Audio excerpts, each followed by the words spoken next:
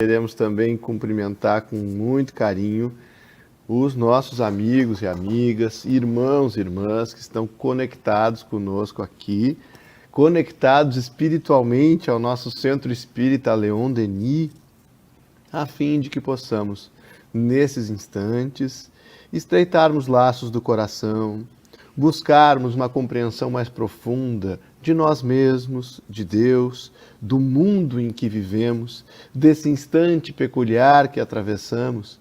E a partir dessa compreensão que o Espiritismo nos traz, meus irmãos e irmãs, nós rogamos que as reflexões dessa noite possam ampliar nossa visão e fortalecer as nossas decisões, trazendo-nos serenidade, trazendo-nos lucidez e a felicidade possível sobre a Terra. O tema da nossa reflexão que iremos projetar aqui para todos vocês, ele é um tema que envolve espiritualmente todo o nosso estado do Rio Grande do Sul e é claro que não se limita às nossas fronteiras geográficas, porque união e fraternidade, a nova ordem social, aí está ela, é a temática que os centros espíritas do nosso estado, já desde o ano de 2020, definiram como sendo o tema do próximo Congresso Espírita do Rio Grande do Sul. Isso mesmo. Neste ano em que a nossa Federação Espírita completa o seu centenário, em que estamos completando 100 anos, uma vez que a FERGS foi fundada em 1921, nós temos um congresso nos dias 8 a 10 de outubro, 100% online, gratuito, com possibilidades de todos se conectarem pelo mundo afora, com esse tema que é união e fraternidade, a nova ordem social. Então, para além do convite que nós fazemos a todos vocês para estarmos juntos nesse congresso, nós queremos justificar aqui, dialogando nesses próximos minutos, a importância desse tema para as nossas vidas. Essa imagem que aí está projetada, ela é algo que traduz de uma maneira muito concreta e ao mesmo tempo muito bela a nossa perspectiva com esse tema e com esse evento. Deem uma olhadinha para a imagem que está aí projetada na tela, meus amigos. O que vocês enxergam ali? Nós temos crianças, bebês, jovens, temos pessoas com deficiências, temos pessoas de confissões religiosas diferentes, nós temos várias etnias ali representadas, nós temos pessoas com orientações sexuais diferentes. E esses raios de luz que nós percebemos coloridos, que emanam dessa imagem, eles emanam de fato como raios que levam o esclarecimento e o calor do afeto a partir daquela forma redonda que ali está. Estamos formando um círculo em que no meio está a imagem do Evangelho segundo o Espiritismo. Se procurarem ali, está a imagem do Evangelho segundo o Espiritismo. Porque o círculo é a forma geométrica em que nós não temos primeiro, não temos último, em que nós não temos ângulos, em que todos se reconhecem como iguais e desta maneira nós nos percebemos como fratos, como irmãos, como filhos de um mesmo Pai. E isso faz toda a diferença prática nos nossos dias. A doutrina espírita, ela tem percorrido uma trajetória que acompanha e influencia a história da humanidade, desde o advento da sua codificação por Allan Kardec e a publicação de O Livro dos Espíritos aos 18 de abril de 1857. E o próprio Allan Kardec, já um ano depois da publicação de O Livro dos Espíritos, ele lavrou um texto intitulado A Propagação do Espiritismo, que foi publicado na edição do mês de setembro da Revista Espírita de 1858, um ano e pouco depois da publicação de O Livro dos Espíritos. E lá ele nos falava de períodos de propagação da doutrina espírita. E para que nós possamos compreender esses períodos e chegarmos, por certo, ao momento atual, nós não podemos perder de vista o que vivíamos na Terra quando o Espiritismo nos chega ao meio do século XIX. As revelações divinas, elas têm chegado à humanidade, todas elas coordenadas por Jesus, o governador espiritual da Terra, assim se refere a ele Emmanuel na obra Caminho da Luz. E elas vão acompanhando também o nosso nível de maturidade espiritual. Uma vez que Deus, sendo um Pai perfeito, infinitamente amoroso, bom, justo, sendo um educador perfeito, Ele não nos apresenta a sua lei que rege o universo e os nossos corações de uma maneira desproporcional à nossa capacidade de compreensão. Então, no próprio Evangelho segundo o Espiritismo, lá no seu capítulo 1, nós vamos compreender que quando Moisés traz a revelação dos 10 mandamentos, quando ele é inspirado e através da mediunidade essa revelação nos chega, o que nós vivíamos à época era um estado de semi-selvageria. Era uma situação de predominância da força bruta, uns submetendo aos outros pela força física mesmo e por um poder brutal que precisava, então, de freios, de controles. E é por isso que a característica da primeira revelação, com os 10 mandamentos de Moisés, é a característica da justiça. Era preciso que os homens conhecessem um Deus e ainda assim o compreendessem naquela época como um Senhor dos Exércitos, um Deus que castiga. E esta não é a realidade que temos hoje, mas este temor a Deus que se criou pela própria ignorância humana e pela nossa compreensão diminuta naqueles tempos, era o que permitia que a semi-selvageria encontrasse alguma disciplina. Mas mais adiante, nós vamos encontrar a segunda revelação da lei divina com o Evangelho, com a presença física mesmo de Jesus entre nós, e ele então passa a referir-se a esse Pai como, aliás, a Deus como um Pai.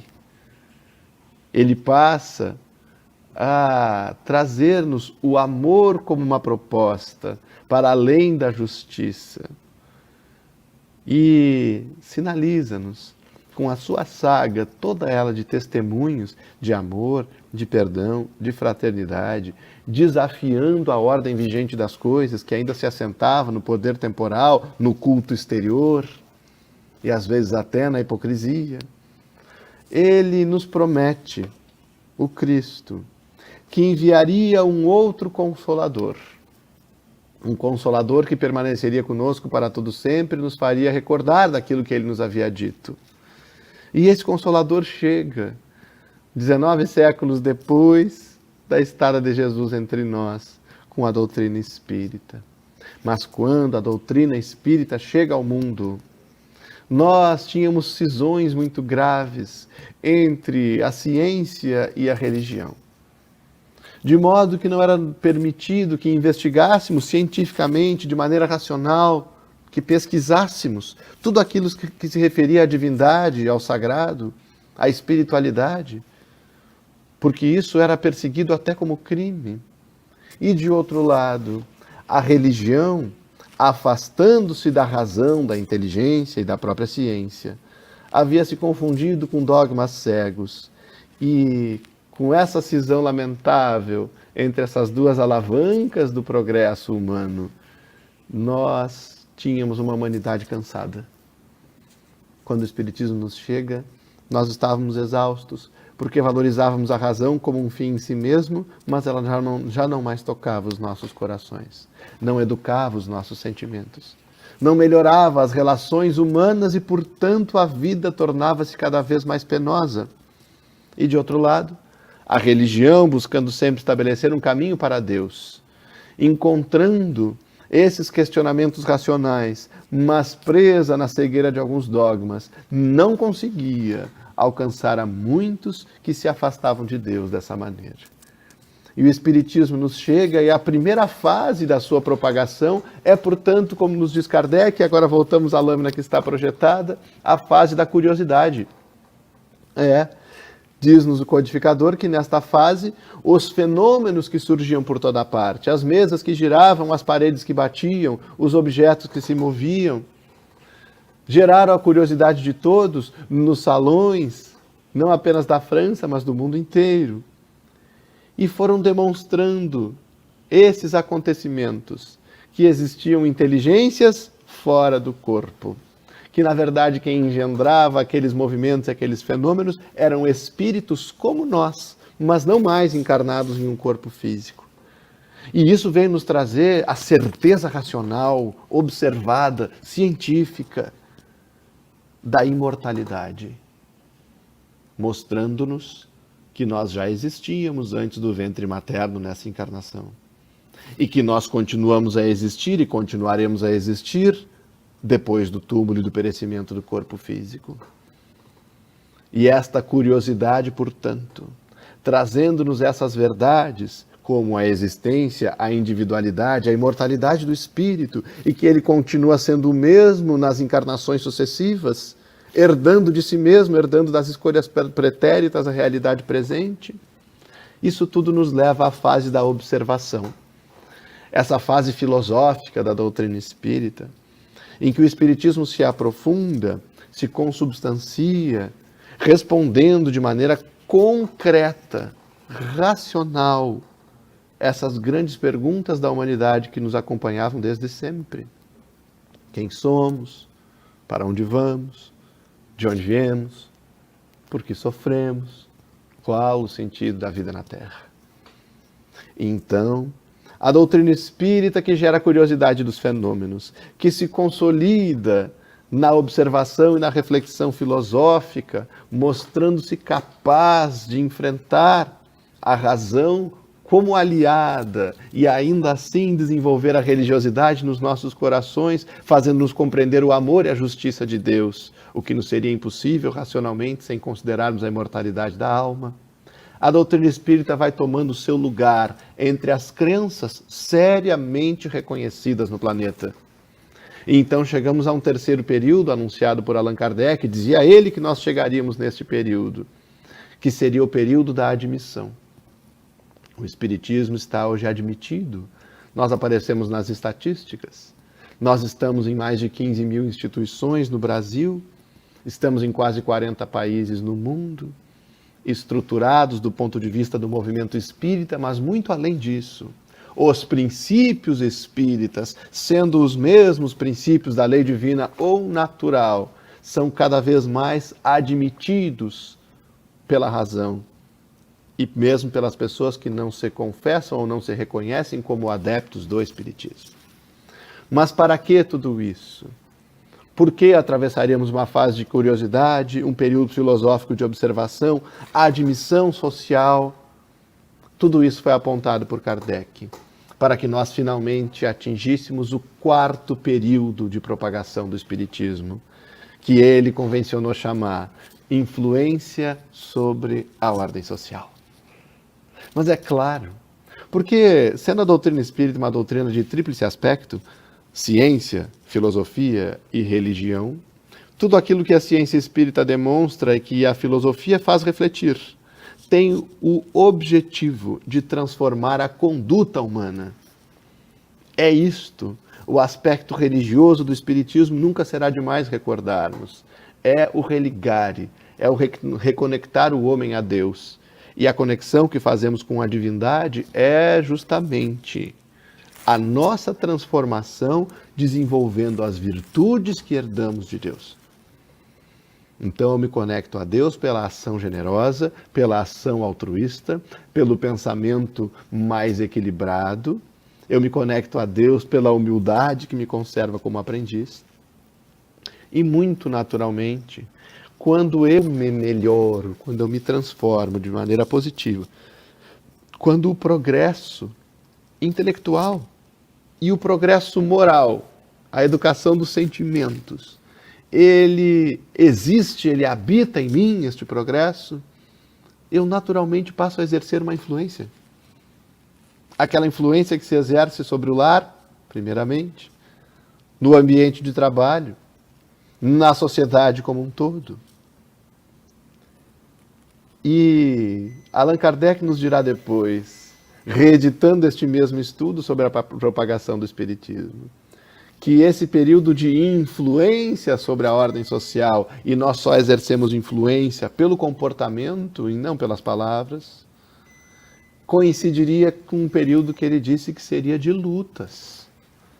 E são essas lutas que nós vemos hoje.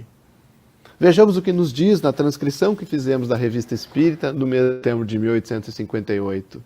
Diz-nos o codificador: o período de influência sobre a ordem social. Então, sob a influência dessas ideias, a humanidade conquistará um novo perfil moral. Essa influência é, desde já, individual. Mais tarde, agirá sobre as massas, para a felicidade geral. É nesse momento que nós estamos. É diante desse desafio que nós nos encontramos.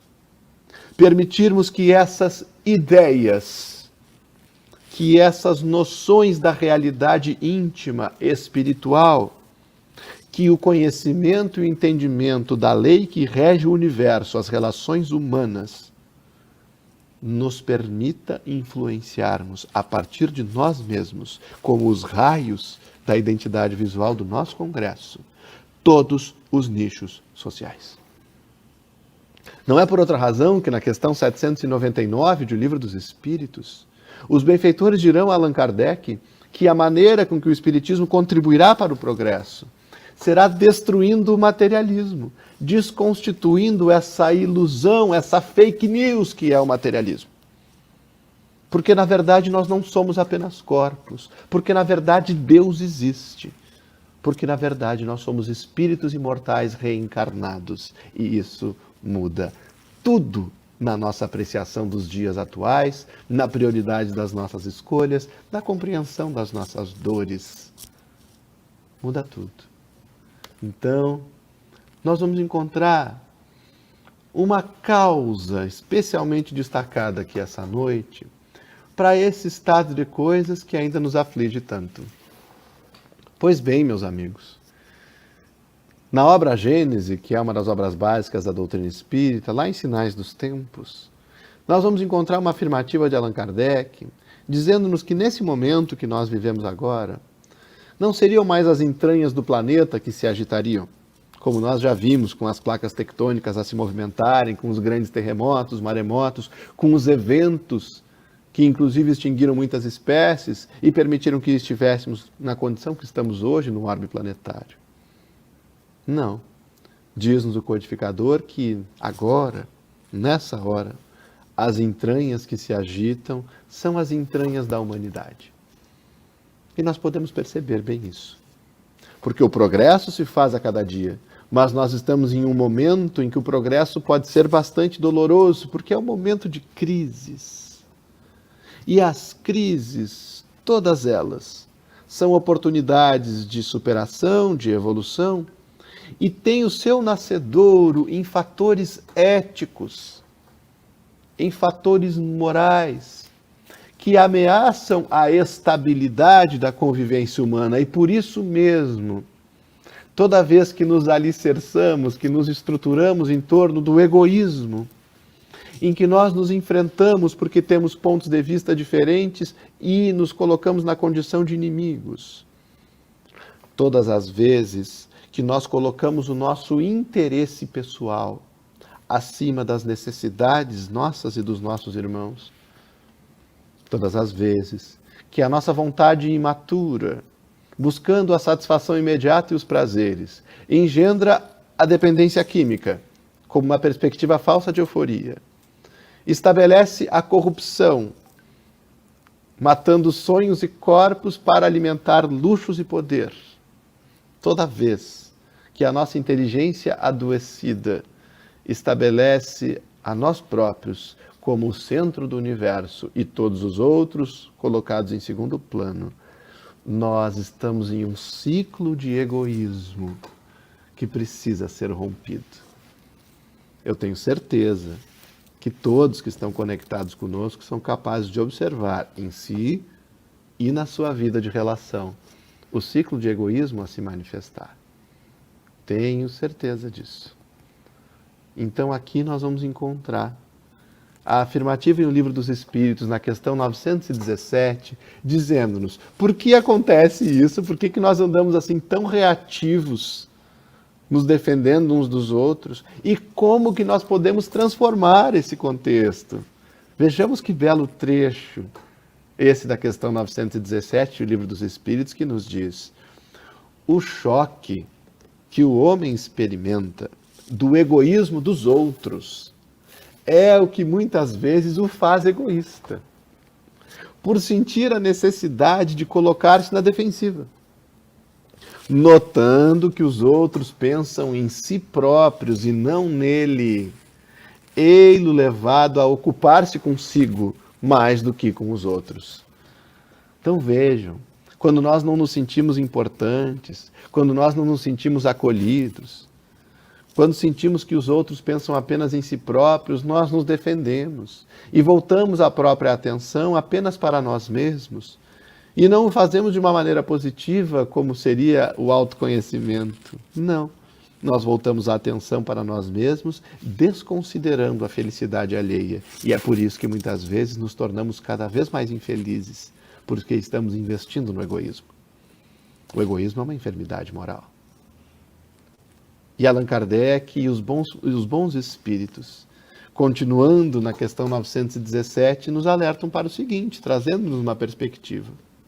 Sirva de base às instituições sociais, às relações legais de povo a povo e de homem a homem, o princípio da caridade. E olha o tema do nosso congresso aqui, da nossa palestra, fraternidade. E cada um pensará menos na sua pessoa, assim veja que os outros nela pensaram. É claro, meus amigos, nós podemos romper esse ciclo de egoísmo pela fraternidade e pela caridade. Quando nós olhamos para esses instantes de pandemia e percebemos que nós podemos orar pelas pessoas que passam dificuldades ainda maiores que as nossas, nós estamos rompendo o ciclo de egoísmo.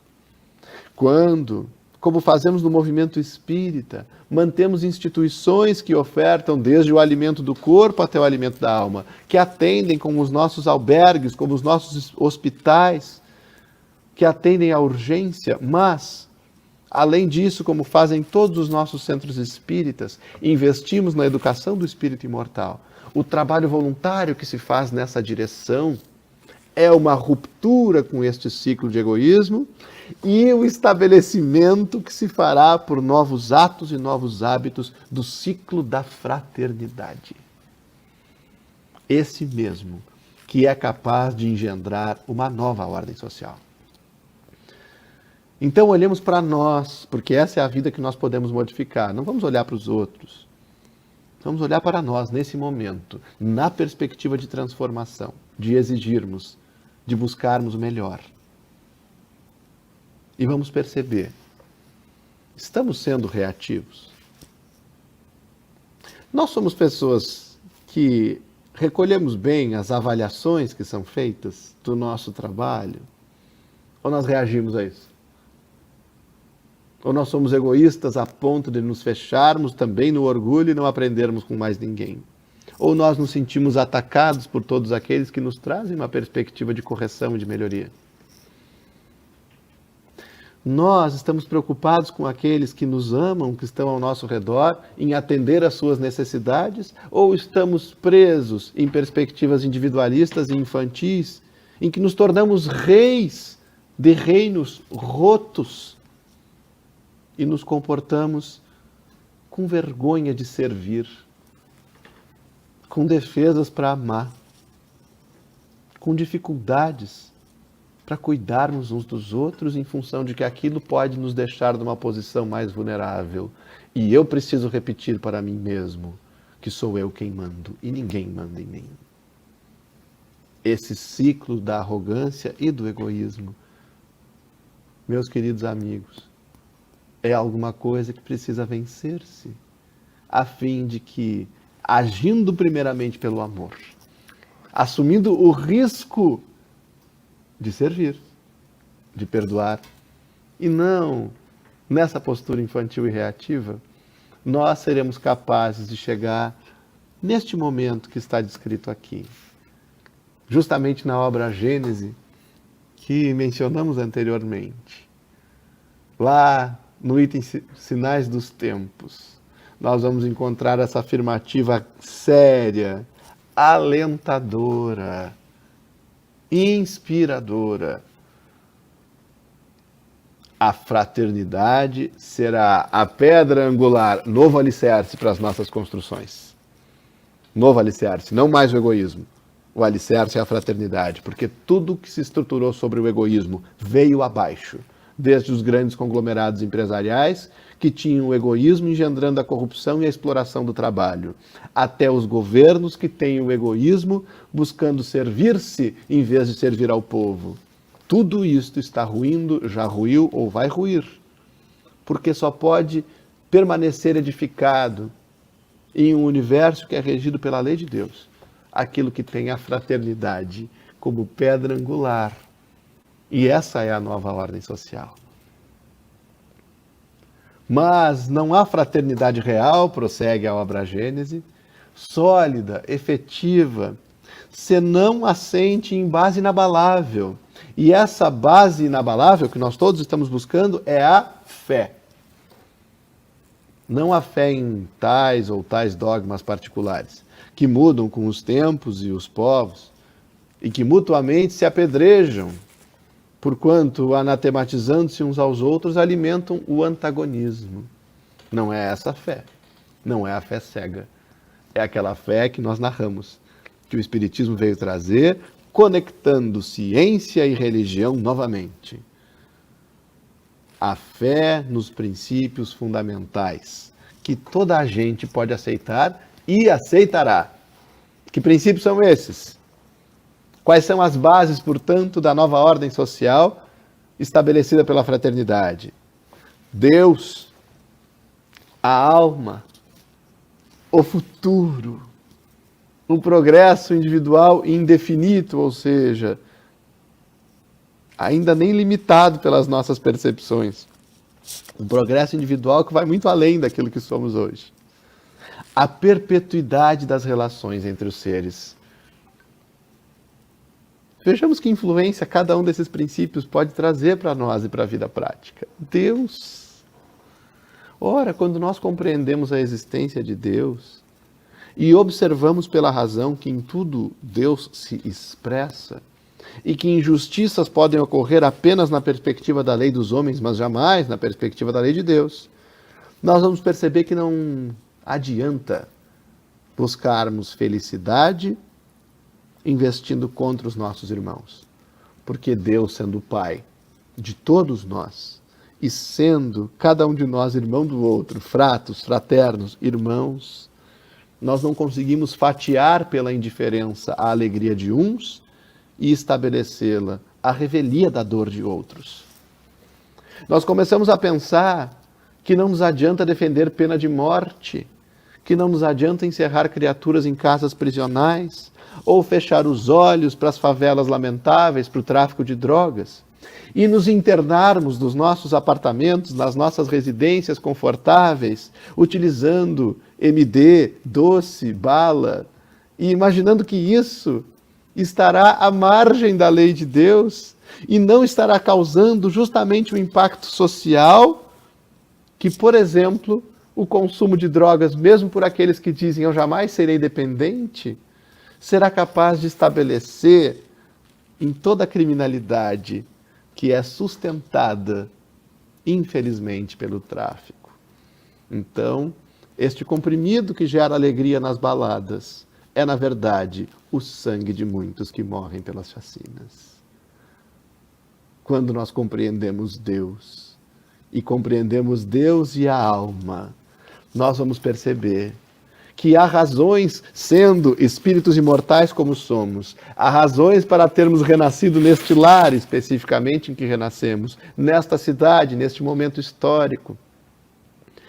E por isso nós precisamos compreender e aceitar as nossas famílias, por mais difícil que seja muitas vezes a convivência. E entendermos que esses espíritos imortais aqui estão para novamente se buscarem, se perdoarem, auxiliarem reciprocamente, todos buscando a evolução, refazendo caminhos e rumando para Deus. Quando nós trazemos nessa nova ordem social o progresso individual e a perpetuidade das relações entre os seres, nós compreendemos que a morte do corpo, ela não é um ponto final. Então, aquilo que está muitas vezes escondido dos nossos comportamentos inconfessáveis não é segredo mais na perspectiva do espírito imortal. Os abandonos que nós estabelecemos, se nos trazem remorso, encontrarão sempre a chance de repararmos os caminhos, mas não apostemos na injustiça, na iniquidade, na mágoa, no abandono, na traição, porque as relações entre os seres são perpétuas. Então, apenas nos servirá na Terra, nessa nova ordem social, meus amigos e irmãos, aquilo que se construa de forma coerente a partir desses princípios que aqui estão. Então nós ficamos nos perguntando, e o que vale a pena? Qual deve ser a prioridade do meu tempo, dos meus dias? Ora, essa é a perspectiva que nós precisamos construir agora, com o auxílio que a doutrina espírita nos traz. Nós não estamos falando de uma utopia, nós estamos falando de condutas concretas no dia a dia, mas raciocinadas, pensadas, refletidas. Nós estamos falando em quebrar aquele ciclo automático de viciações estabelecidas pelo egoísmo e pelo orgulho e olharmos para isso que está aqui anunciado diante de nós e que em parte já se corporifica. A perspectiva que essa nova ordem social, que nos pede esforço a fim de que se estabeleça, a perspectiva que ela nos traz é esta que está descrita aqui. Assim, é que vemos fundar-se uma imensidade de instituições protetoras, civilizadoras e emancipadoras, sob o influxo e por iniciativa de homens evidentemente predestinados à obra da regeneração. É assim que as leis penais se vão apresentando dia a dia, impregnadas de sentimentos mais humanos, e a nossa justiça, das sentenças e dos cárceres, irá se distanciar da perspectiva da vingança para a transformação pelo perdão. Enfraquecem-se os preconceitos de raça, os povos entram a considerar-se membros de uma grande família, é de emocionar. Pela uniformidade e facilidade dos meios de realizarem suas transações, olha a globalização aí, gente. Eles suprimem as barreiras que os separavam e de todos os pontos do mundo reúnem-se em comícios universais para as justas pacíficas da inteligência. O que será isso se não uma palestra online como essa, em que nos reunimos de qualquer parte do mundo, ou o próprio congresso que nós estamos anunciando, que está luzindo diante de nós, o 11º Congresso Espírita do Rio Grande do Sul, que está lá em espiritismors.org.br, conheçam, porque este congresso será uma justa pacífica da inteligência, será um comício universal, em que criaturas de vários pontos do mundo estarão reunidas para que as suas transações intelectuais, morais e afetivas produzam a unidade capaz de nos reunir de uma vez por todas em uma única família humana e universal. Uma família na qual não faz sentido a discriminação e o preconceito. Uma família na qual não tem lugar o abandono e a indiferença. Uma família que, por estar alicerçada na fraternidade e nos princípios da lei natural divina, não encontrará mais as guerras como a predominância da vontade de uns sobre a felicidade dos outros. Ah, meus amigos, é para lá que nós estamos caminhando. É assim. E qual é o papel de cada um de nós? E quem se enquadra nesse cenário, nessa proposta de vida que está anunciada aqui? Todos. Nós vamos buscar a contribuição do Espírito Emmanuel na obra Rumo Certo, justamente no capítulo que fala de nós. Por isso que o título do capítulo é Imperfeitos, mas úteis. Não é assim que você se sente? Imperfeito, mas útil. Eu me sinto assim, imperfeito, mas útil. E é para nós que Emmanuel diz: a construção do bem comum é obra de todos. Então não é alguma coisa para a gente terceirizar. Não é alguma coisa para deixar para depois. Não é algo para deixar que o vizinho faça. Não. A construção do bem comum é obra de todos. Todos necessitamos trabalhar no sentido de aprender e construir, auxiliando os companheiros esclarecidos para que se tornem cada vez mais fiéis à execução dos compromissos nobilitantes que abraçam. Então, mesmo essas criaturas que nós consideramos fortalecidas, iluminadas, evoluídas, porque são espíritos que estão impulsionando os rumos da Terra, eles precisam do auxílio de cada um de nós, dos imperfeitos, mas úteis. Os valorosos precisam do nosso trabalho, do nosso auxílio, para quê? Para não descerem ao desânimo. Os retos, para que não se transviem. Os fracos, para que se robusteçam. Os tristes, para que se consolem. Os caídos, para que se reergam. Os desequilibrados, para que se recomponham. Os grandes devedores, para que descubram a trilha da solução aos problemas em que se oneram. Certamente, cada um de nós se enquadra nessas categorias, em uma ou em várias delas, na dinâmica do tempo nas nossas existências. Nós somos, por vezes, valorosos, retos, noutros instantes, fracos, caídos, tristes, até mesmo desequilibrados ou devedores. Mas o fato é que para toda a condição que o espírito imortal apresente, nesse momento, eu, você, todos nós, a construção do bem é o que nos irá trazer luz, serenidade, paz, felicidade verdadeira.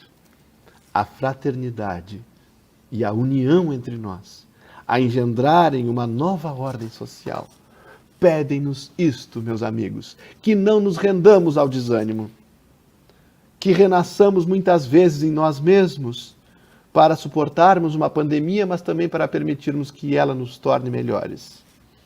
A união e a fraternidade são a resposta para as angústias do coração e para os desafios intrincados da família. São a resposta para os grandes problemas sociais, como para a convivência cotidiana.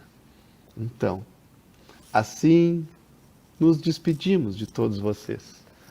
Por hora, por enquanto.